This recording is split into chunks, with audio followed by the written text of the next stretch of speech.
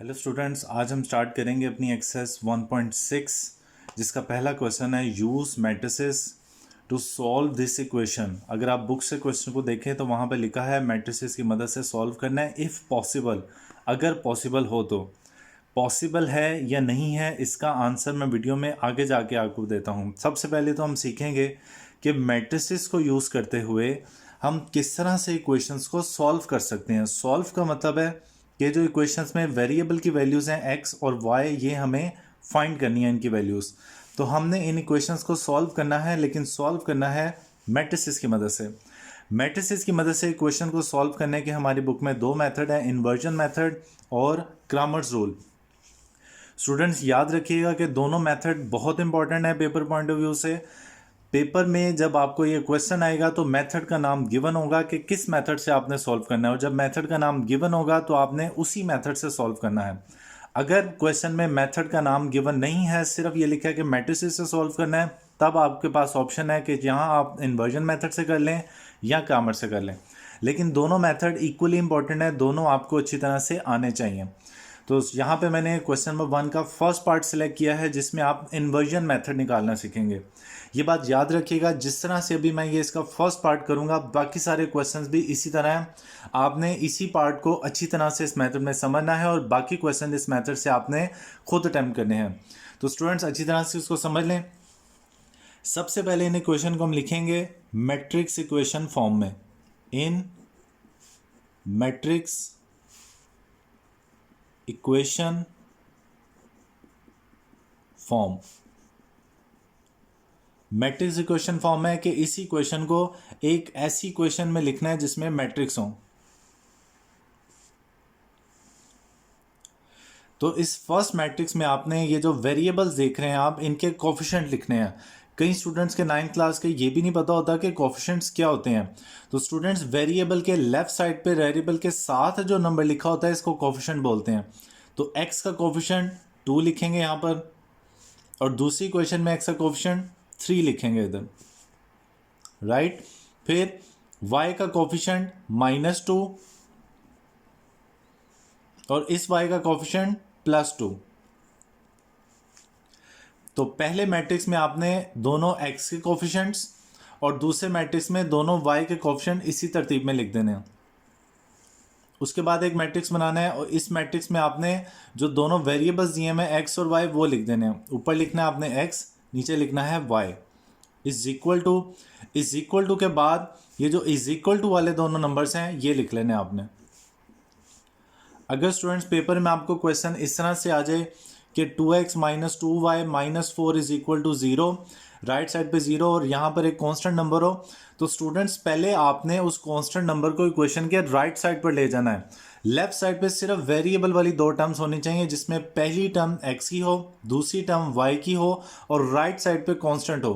तो अगर equations paper में चेंज करके आपको आ जाती हैं तो पहले आपने दोनों इक्वेशंस को इस तरतीब में लिखना है और उसके बाद उनको मैट्रिक्स इक्वेशन फॉर्म में लिखना है।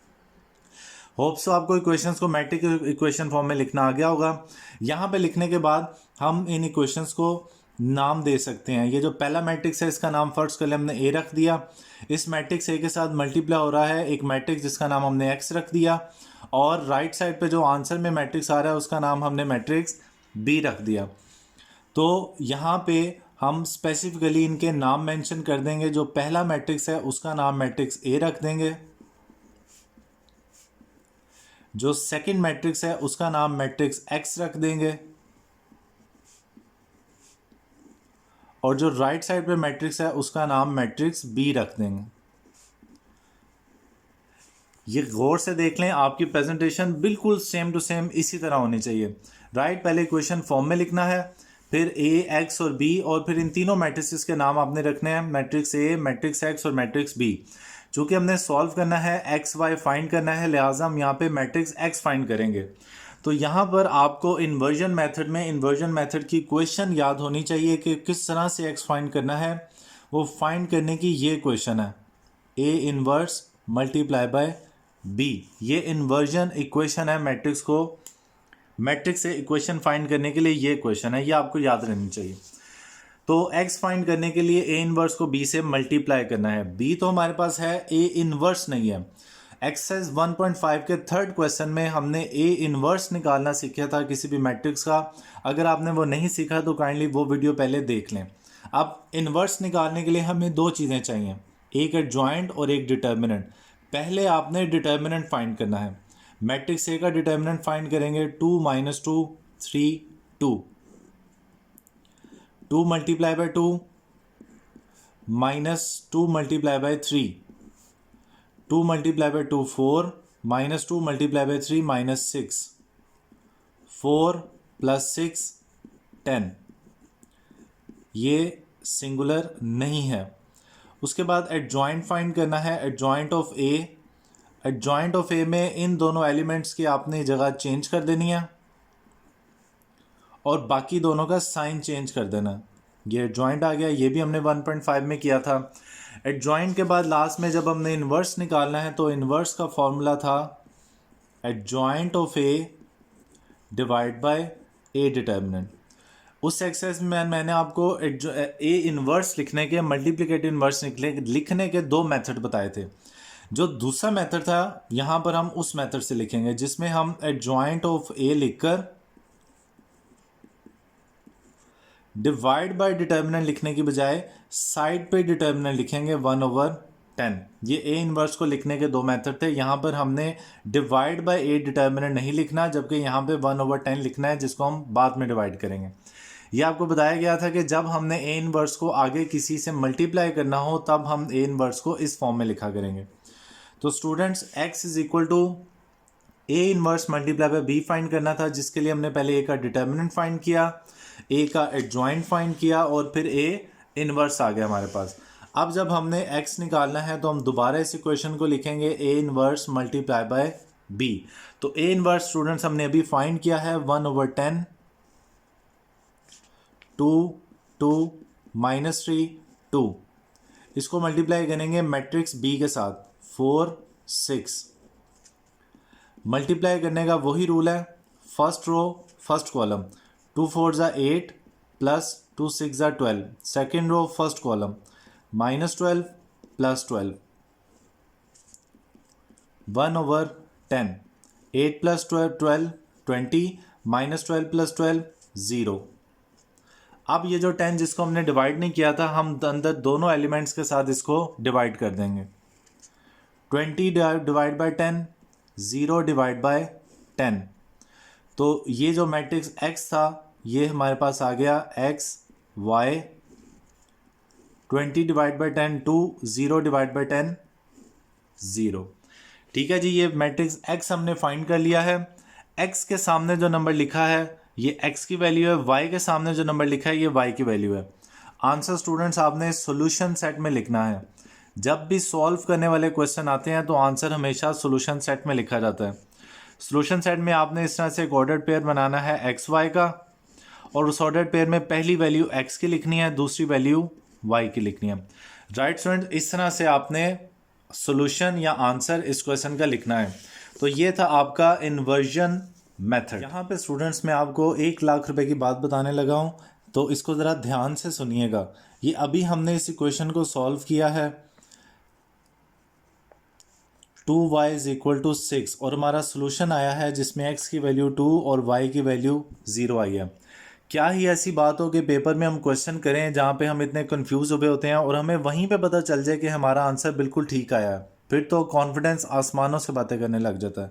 तो स्टूडेंट्स यहाँ पे आपका कॉन्फिडेंस इंक्रीज़ हो जाएगा पेपर में अगर आपको ये टेक्निक आती है। वही क्या है कि सॉल्व करने के बाद आपने दोनों में से कोई सी भी एक इक्वेशन पिक करनी है। मैं ये सेकंड इक्वेशन पिक कर लेता हूँ, वो रफ में आपने वो इक्वेशन लिखनी है और ये जो आपका आंसर निकला है x = 2 और y = 0, ये वैल्यूज़ आपने इस इक्वेशन में पुट कर देनी है। जहाँ पे x है वहाँ पे x की वैल्यू, जहाँ पे y है वहाँ पे y की वैल्यू पुट कर दें।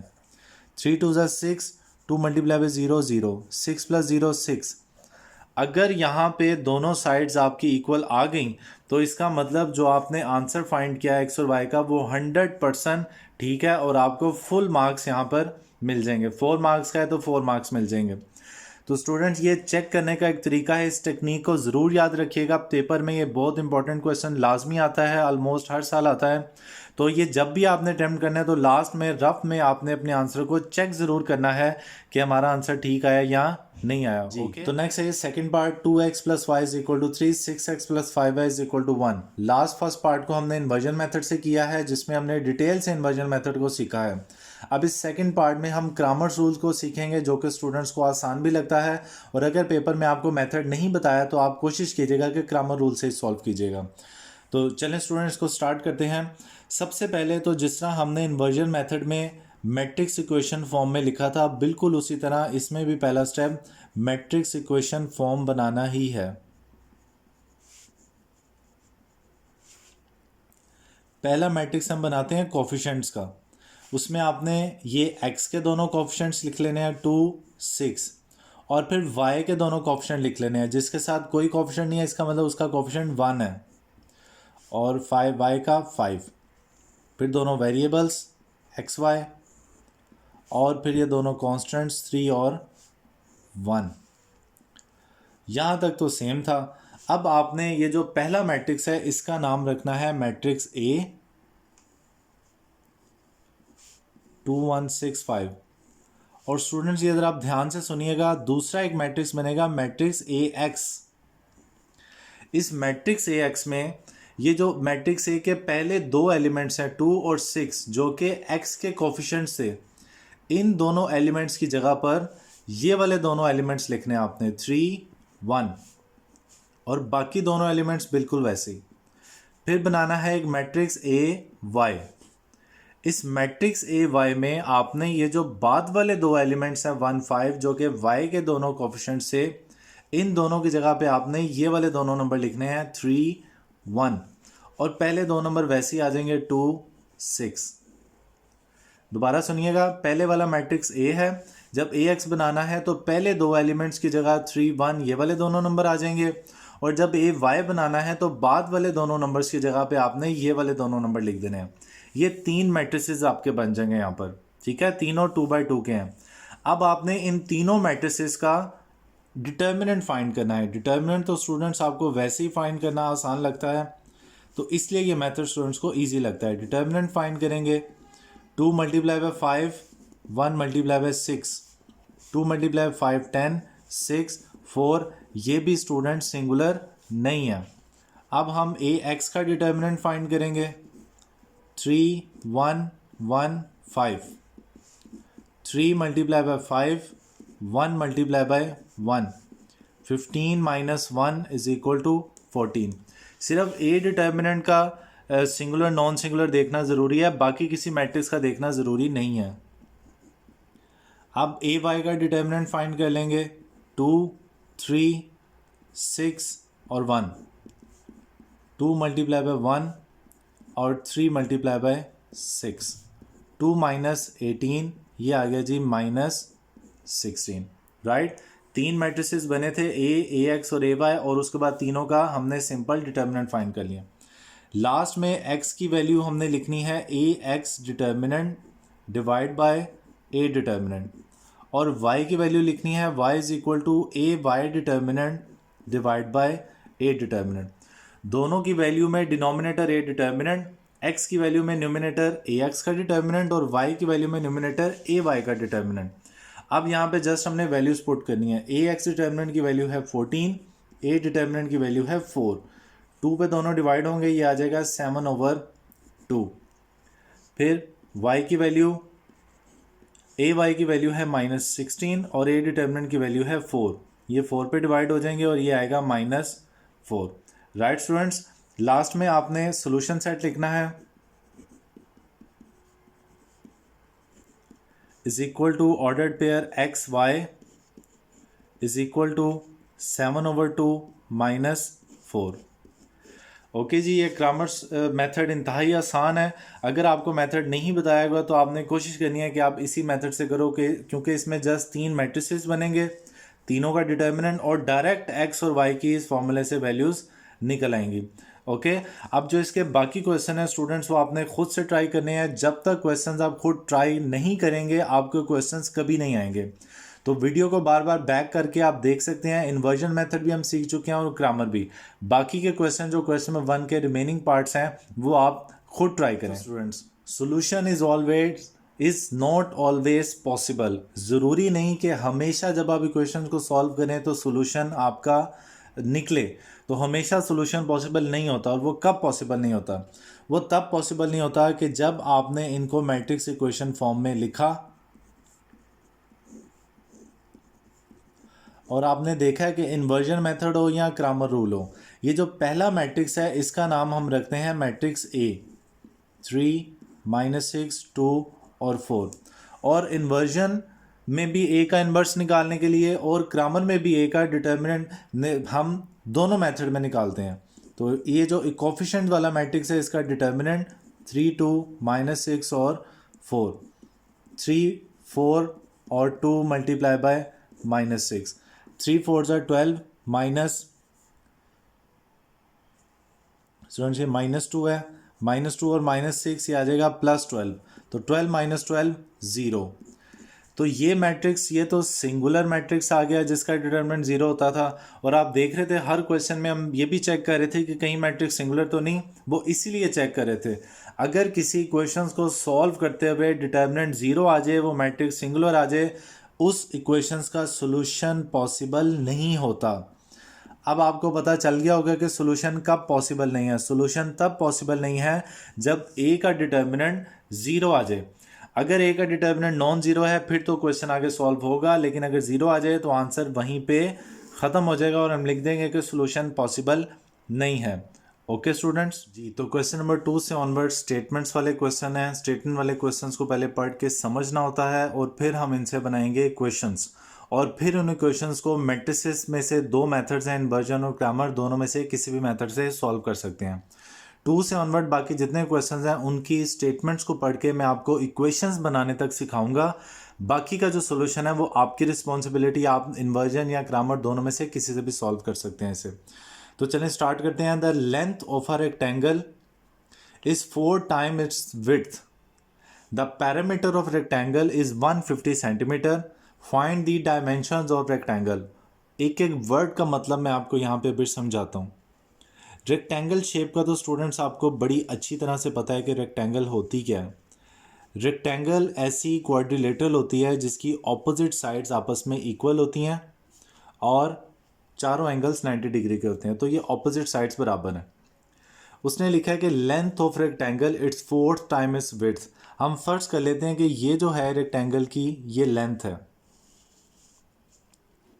ठीक है जी, ये लेंथ है और ये भी लेंथ है, ठीक। और हम फर्ज कर लेते हैं ये जो है रेक्टेंगल की ये विड्थ है, और आप जानते हैं कि रेक्टेंगल की टोटल 4 साइड्स होती हैं जिसमें 2 साइड्स इक्वल और बाकी दोनों साइड्स इक्वल होती हैं। हम फर्ज कर लेते हैं कि इस रेक्टेंगल की जो विड्थ है वो x है। अगर यहाँ से यहाँ तक विड्थ x है तो इसके जो बिल्कुल ऑपोजिट साइड है उसकी भी विड्थ x होगी। x का मतलब कोई वैल्यू है, 7 है, 8 है, 9 है। ये अगर 5 है तो ये भी 5 है, ये x है तो ये भी x है। लेंथ हम फर्ज कर लेते हैं y है। अगर यहाँ से यहाँ तक लेंथ y है तो इसके सामने वाली साइड की लेंथ भी y होगी। तो इसकी टोटल 4 साइड्स हमारे पास हैं, ये और ये साइड्स की लेंथ x और इस साइड की लेंथ हमने फर्ज कर ली y है। अब उसने क्वेश्चन में बताया हुआ है according to given condition. According to given condition, सबसे पहले तो स्टूडेंट्स आपने लेट करना है, जो चीज़ फाइंड करनी है उसको लेट करते हैं। हम लेट करेंगे कि जो विड्थ है वो x है और जो लेंथ है वो y है। ओके, विड्थ x और लेंथ y हमने फाइंड कर ली। उसके बाद according to given condition, condition में लिखा है कि length is 4 time its width, कि लेंथ जो है वो विड्थ के 4 गुना है। यानी कि मिसाल के तौर पे अगर विड्थ 4 सेंटीमीटर है तो लेंथ 16 सेंटीमीटर है। ठीक है। विड्थ अगर 4 है तो लेंथ 16 है। उसने लिखा है कि length is 4 time its width, length उसकी विड्थ से 4 गुना ज़्यादा है। तो विड्थ 4 सेंटीमीटर हुई तो लेंथ 16 सेंटीमीटर हुई। विड्थ अगर x हुई तो लेंथ उसके 4 गुना, लेंथ हमने फर्स्ट किया है y, यानी कि विड्थ को हम 4 से मल्टीप्लाई करें तो वो लेंथ के बराबर बनती है। बात समझ आई आपको कि विड्थ तो हमने फर्स्ट किया हुआ है x, लेंथ को हमने फर्स्ट किया है y, लेंथ विड्थ से ज़्यादा है और उसके 4 गुना है। तो अगर हमने विड्थ को लेंथ के बराबर करना हो तो विड्थ को 4 से मल्टीप्लाई करेंगे तो वो लेंथ के बराबर बनेगा। इसी तरह give according to given condition अगर हम विड्थ का 4x करें यानी कि 4 गुना निकालें तब वो लेंथ के बराबर होती है। आप y को लेफ्ट साइड पे ले जाओ तो लेफ्ट साइड पे जाके हो जाएगा y और राइट साइड पे रह जाएगा 0। इसका नाम आपने रख लेना है क्वेश्चन नंबर 1। ये पहली कंडीशन की मदद से हमने इसको क्वेश्चन नंबर 1 बना लिया। अगली लाइन में उसने लिखा हुआ है the perimeter of rectangle is 150 centimetre. किसी भी शेप की तमाम साइड्स के सम को उसका पेरीमीटर बोला जाता है। अगर हमने रेक्टेंगल का पेरीमीटर निकालना हो तो हमें इसकी चारों साइड्स का सम करना पड़ेगा। गिवन कंडीशन में एक क्वेश्चन तो बन गई, दूसरी कंडीशन है कि चारों साइड्स का जो सम है यानी कि x plus y is equal to 150 centimetre. ये क्वेश्चन में गिवन है कि चारों साइड्स को अगर सम कर लें तो आंसर 150 आता है। इसको थोड़ा सा सिंप्लीफाई कर लेते हैं। x plus x 2x, y plus y 2y, दोनों टर्म्स में से 2 कॉमन निकल रहा है। x plus y is equal to 150, 2 multiply हो रहा है, राइट साइड पे जाके डिवाइड हो जाएगा। x plus y is equal to 150 divide by 2, तो x plus y is equal to 75। ये आगे हमारे पास इक्वेशन नंबर 2। अब स्टूडेंट्स यहाँ पे आपके पास दो इक्वेशंस बन चुकी हैं। इक्वेशन 1 4x माइनस वाई और दूसरी equation x plus y is equal to 75। इन दोनों इक्वेशंस को आपने मैट्रिसेस की मदद से सॉल्व कर लेना है। लास्ट में उसने पूछा है find the dimensions of rectangle. Rectangle की डायमेंशंस का मतलब है कि रेक्टेंगल की लेंथ और विड्थ फाइंड करनी है। तो एक को हमने x लेट कर लिया है, एक को हमने y लेट कर लिया है। तो जब इनको हम सॉल्व करेंगे तो x और y की जो वैल्यूज निकलेंगी वो लेंथ और विड्थ की वैल्यू होगी जो कि इस इक्वेशन की इस रेक्टेंगल की डायमेंशंस होगी। ओके स्टूडेंट्स, क्वेश्चन नंबर 3 है two sides of a rectangle differ by 3.5 centimetre. हम लेट कर लेंगे कि जो रेक्टेंगल है उसकी विड्थ है x और उसकी लेंथ है y। आप जानते हैं कि उसमें ऑपोजिट साइड्स बराबर होते हैं। अगर एक विड्थ x है तो उसके ऑपोजिट वाली विड्थ भी x होगी और अगर एक लेंथ y है तो उसके ऑपोजिट वाली लेंथ भी y होगी। अगर ये x है तो ये भी x, ये y है तो सामने वाली भी y। ऑपोजिट साइड्स इक्वल होती हैं। तो हमने फर्स्ट कर लिया विड्थ x है और लेंथ y है। फिर according to given condition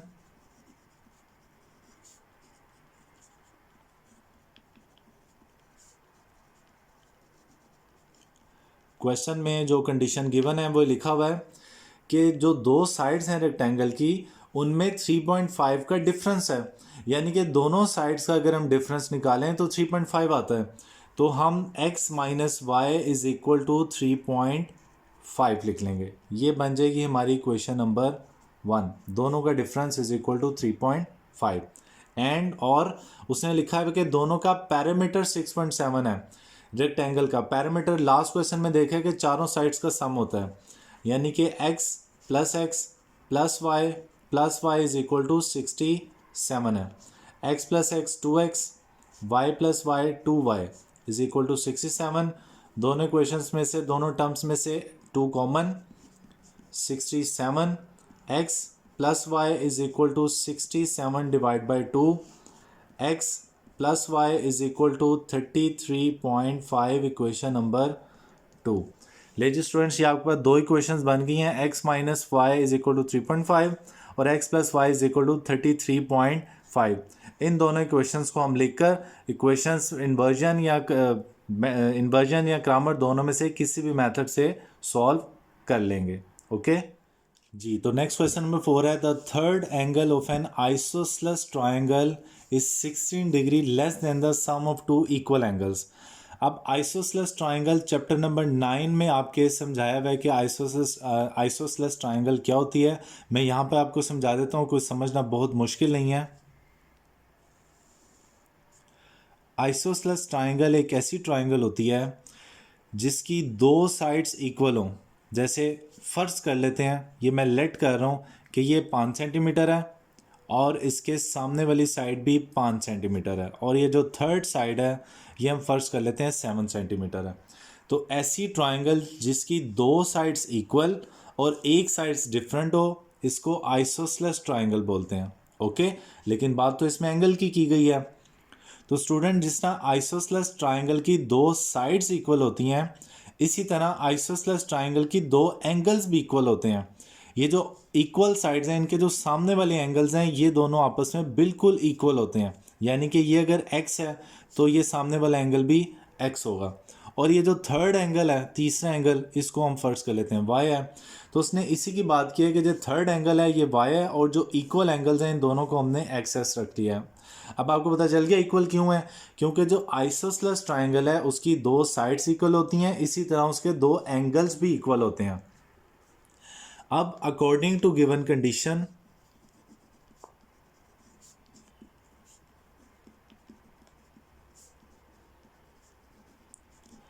condition में उसने ये लिखा है कि जो थर्ड एंगल है वो सम ऑफ टू इक्वल एंगल्स, दोनों एंगल्स को अगर सम करें इस 16 डिग्री लेस देन, तो उन दोनों के सम से 16 डिग्री कम है।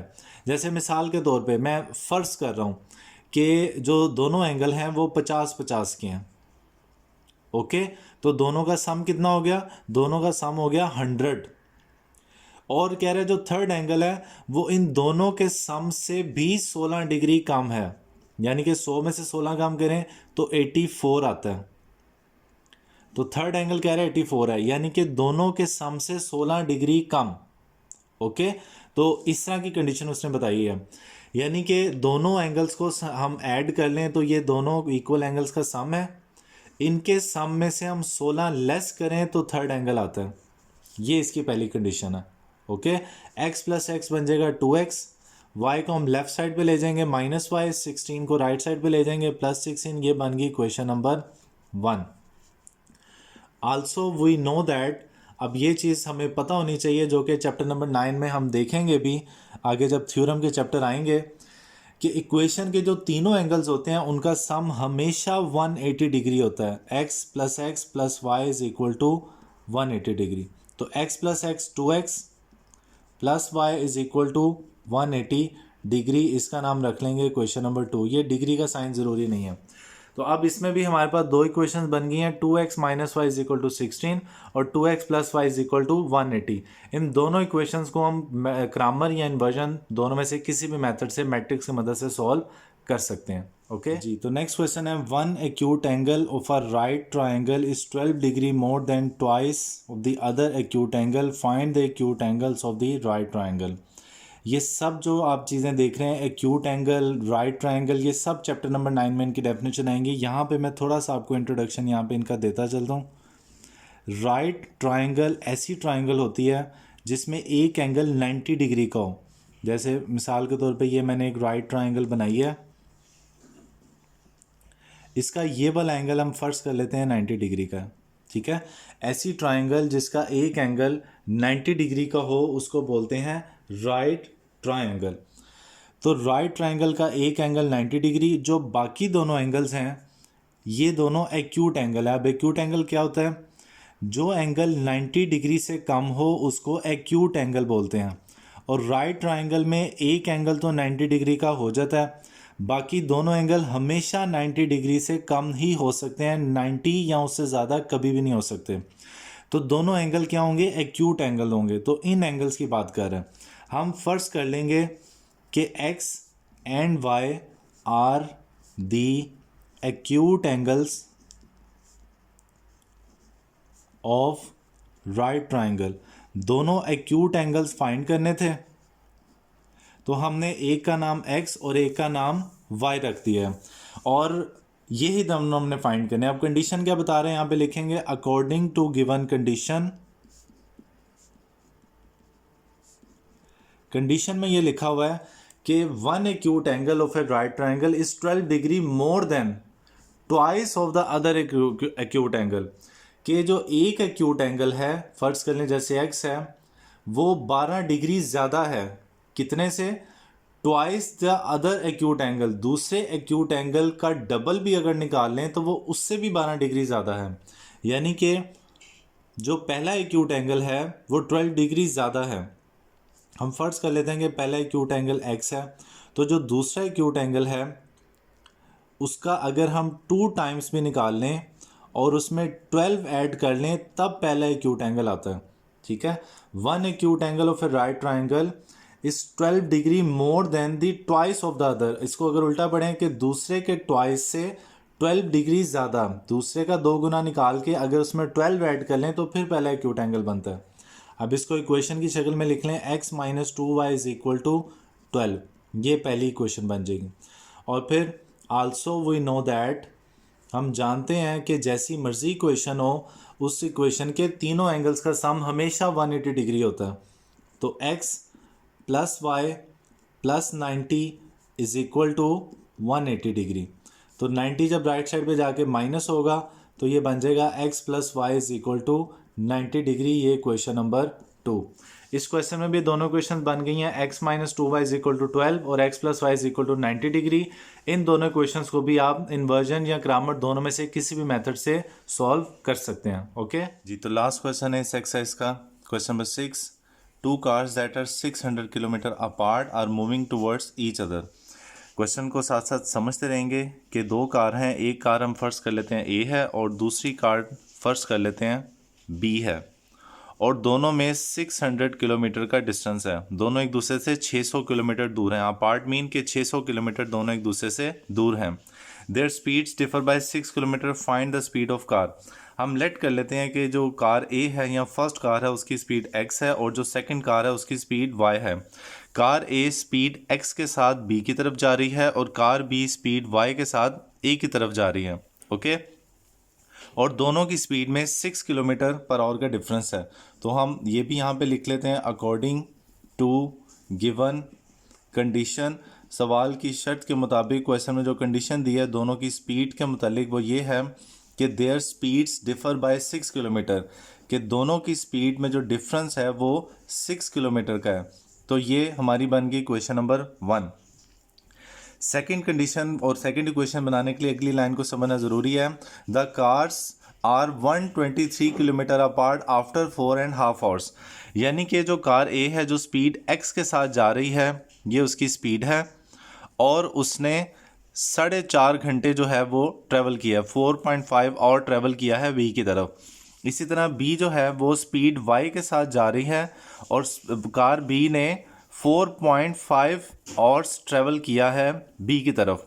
अब बी ने कितना डिस्टेंस कवर किया है ये नहीं पता, ए ने कितना डिस्टेंस कवर किया है ये नहीं पता, लेकिन 4.5 घंटे के बाद दोनों कार्स में जो डिस्टेंस रह गया है वो 123 किलोमीटर रह गया।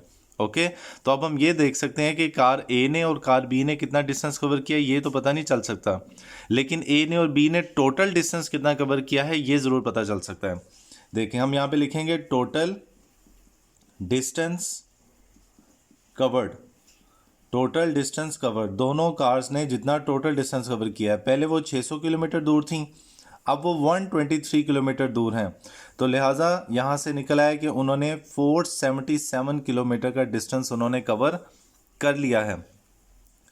तो ये जो टोटल डिस्टेंस उन्होंने कवर किया है वो ए का डिस्टेंस और बी का डिस्टेंस मिला के टोटल डिस्टेंस कवर किया है, यानी कि distance covered by A plus distance covered by B, दोनों का डिस्टेंस कवर्ड अगर हम टोटल कर लें तो ये बराबर होता है टोटल डिस्टेंस जो इन दोनों ने कवर किया है।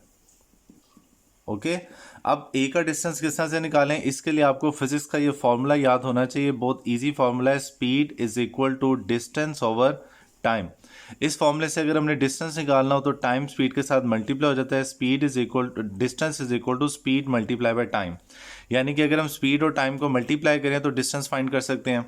इसी तरह अगर हमने ए का डिस्टेंस कवर फाइंड करना है तो ए की स्पीड को जो कि एक्स है और जितना टाइम है उससे मल्टीप्लाई कर देंगे। Speed multiply by time. इसी तरह बी का distance speed multiply by time, ये दोनों का डिस्टेंस ऐड होकर जो टोटल डिस्टेंस है वो है 477 किलोमीटर। ये आ गया 4.5x plus 4.5y is equal to 477। इन दोनों टर्म्स में से 4.5 कॉमन निकालेंगे, x plus y is equal to 477। 4.5 multiply और राइट साइड पे जाके डिवाइड होगा, 477 डिवाइड बाय 4.5। इसको आप कैलकुलेटर से डिवाइड कर लेंगे तो हमारे पास ये बन जाएगी इक्वेशन नंबर 2। ये देखें यहाँ भी अब हमारे पास दो इक्वेशंस बन चुकी हैं, इक्वेशन 1 और equation 2। x minus y is equal to 6 और x plus y is equal to 477 over 4.5। इन दोनों क्वेश्चंस को आप मैट्रिक्स या ग्रामर दोनों में से किसी भी मेथड से सॉल्व कर सकते हैं। तो ले स्टूडेंट, यहाँ पे हमारी एक्सरसाइज 1.6 कंप्लीट हो चुकी है। नेक्स्ट वीडियो में इंशाल्लाह हम इसकी रिव्यू एक्सरसाइज करेंगे जिसके लिए अलग से वीडियो होगी। ओके।